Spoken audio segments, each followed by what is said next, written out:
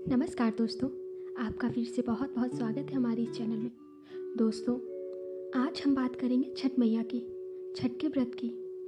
कौन है ये छठ मैया और क्यों करते हैं हम इनकी पूजा, और छठ की व्रत कथा क्या है, और यह भी जानेंगे कि सबसे पहले छठ माता की पूजा किसने की थी। आइए शुरू करते हैं। परंतु उससे पहले यदि आपने मेरे चैनल को सब्सक्राइब नहीं किया है तो प्लीज़ सबसे पहले मेरे चैनल को सब्सक्राइब करें और बगल में लगी बेल आइकन को जरूर क्लिक करें। छठ का पर्व षष्ठी का अपभ्रंश है। कार्तिक मास की अमावस्या को दिवाली मनाने के 6 दिन बाद कार्तिक शुक्ल को मनाए जाने के कारण इसे छठ कहा जाता है। यह 4 दिनों का त्यौहार है और इसमें साफ सफाई का खास ध्यान रखा जाता है। इस त्यौहार में गलती की कोई जगह नहीं होती। इस व्रत को करने के नियम इतने कठिन है कि इस वजह से इसे महापर्व और महाव्रत के नाम से संबोधित किया जाता है। कौन है ये छठ माता, आइए जानते हैं। मान्यता है कि छठ देवी सूर्य देव की बहन है और उन्हीं को प्रसन्न करने के लिए जीवन के महत्वपूर्ण अवयवों में सूर्य व जल की महत्ता को मानते हुए इन्हें साक्षी मानकर भगवान सूर्य की आराधना तथा उनका धन्यवाद करते हुए माँ गंगा, यमुना या किसी भी पवित्र नदी या पोखर के किनारे इनकी यह पूजा की जाती है। षष्ठी यानी छठ माता बच्चों की रक्षा करने वाली देवी है। इस व्रत को करने से संतान को लंबी आयु का वरदान मिलता है। मार्कंडेय पुराण में इस बात का उल्लेख मिलता है कि सृष्टि की अधिष्ठात्री प्रकृति देवी ने अपने आप को 6 भागों में विभाजित किया है। इनके छठे अंश को सर्वश्रेष्ठ यानी मातृ देवी के रूप में जाना जाता है, जो ब्रह्मा की मानस पुत्री हैं। वो बच्चों की रक्षा करने वाली देवी हैं। कार्तिक मास के शुक्ल पक्ष की षष्ठी को इन्हीं देवी की पूजा की जाती है। शिशु के जन्म के 6 दिनों बाद हम इन्हीं देवी की पूजा करते हैं।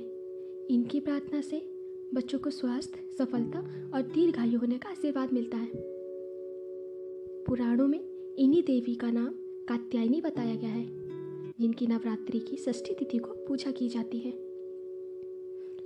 आइए अब कथा सुनते हैं। कथा के अनुसार प्रियव्रत नाम के एक राजा थे। उनकी पत्नी का नाम मालिनी था। दोनों की कोई संतान नहीं थी। इस बात से राजा और उनकी पत्नी बहुत दुखी रहते थे। उन्होंने एक दिन संतान प्राप्ति की इच्छा से महर्षि कश्यप द्वारा पुत्रेष्ठ यज्ञ करवाया। इस यज्ञ के फलस्वरूप रानी गर्भवती तो हो गई। 9 महीने के बाद संतान सुख को प्राप्त करने का समय आया तो रानी को मरा हुआ पुत्र प्राप्त हुआ। इस बात का पता चलने पर राजा को बहुत दुख हुआ। संतान शोक में वह आत्महत्या का मन बना लिया। लेकिन जैसे ही राजा ने आत्महत्या करने की कोशिश की, उनके सामने एक सुंदर सी देवी प्रकट हुई। देवी ने राजा को कहा कि मैं षष्ठी देवी हूँ। मैं लोगों को पुत्र का सौभाग्य प्रदान करती हूँ। इसके अलावा जो सच्चे भाव से मेरी पूजा करता है, मैं उसके सभी प्रकार के मनोरथ पूर्ण करती हूँ। यदि तुम मेरी पूजा करोगे तो मैं तुम्हें पुत्र रत्न प्रदान करूँगी। देवी की बातों से प्रभावित होकर राजा ने उनकी आज्ञा का पालन किया।